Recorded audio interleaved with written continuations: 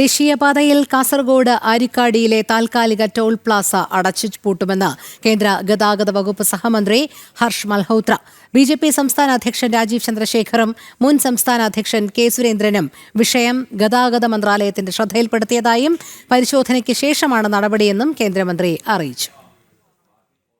ദേശീയപാതയിൽ കാസർഗോഡ് കുമ്പളയിലെ ആരിക്കാടിയിലെ താൽക്കാലിക toll Plaza ഇന്ന് തന്നെ അടച്ചുപൂട്ടുമെന്നാണ് കേന്ദ്ര ഗതാഗത വകുപ്പ് സഹമന്ത്രി ഹർഷ് മൽഹോത്ര അറിയിച്ചത്.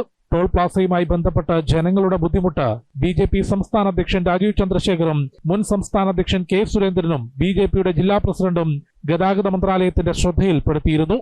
തുടർന്ന് കേന്ദ്രമന്ത്രി നിതിൻ ഗഡ്കരിയുടെ നിർദ്ദേശത്തിൽ വിഷയം പരിശോധിച്ചു.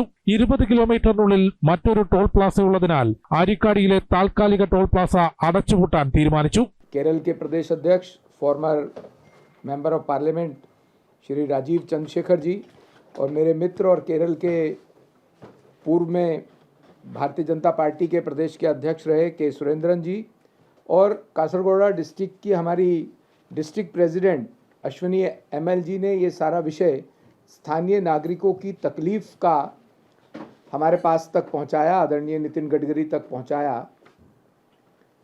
नितिन गडकरी जी से डिस्कशन होने के बाद उनके निर्देशन पर हमने एक कमेटी का गठन किया. कमेटी की रिकमेंडेशंस के बाद उसको समाप्त करने का निर्णय लिया है. പരിശോധനാ റിപ്പോർട്ടിന്റെ അടിസ്ഥാനത്തിലാണ് നടപടി. ബിജെപി നേതാക്കളല്ലാതെ കേരളത്തിൽ നിന്ന് മറ്റൊരു പാർട്ടിയും ഈ വിഷയത്തിൽ കേന്ദ്ര ഗതാഗത മന്ത്രാലയത്തെ സമീപിച്ചിട്ടില്ലെന്നും മന്ത്രി പറഞ്ഞു. दूसरी पॉलिटिकल पार्टीज हैं वहाँ की, उन्होंने हमारे से संपर्क नहीं किया इस बारे में, ना उन्होंने हमें हटाने के लिए कहा है. तो क्रेडिट गेम वो जाने, हमें क्रेडिट गेम की बात नहीं है. हमें वहाँ की स्थानीय जनता की तकलीफ को दूर करना हमारे लिए इम्पोर्टेंट था.